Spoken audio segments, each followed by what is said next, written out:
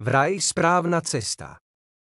Silueta hovoriacej hlavy Pellegrini povedal pred voľbami o Ficovi, že ten nemá čo ponúknuť a patrí minulosti a nevie si s ním predstaviť vládnutie. Minibus v garáži pod Bratislavským hradom má zaparkované toto auto, na ktorom sľubujú správnu cestu pre Slovensko. Dnes je 44 dní potom, ako si za potlesku extrémistov, konšpirátorov a bludárov od kapitána dali mafiáni Pellegrini s Ficom symbolicky jazyčkovú a práve Pellegrini zabezpečil, že Fico, ktorý vraj nemá čo ponúknuť, ponúka Slovensku to najhoršie, čo v ňom je.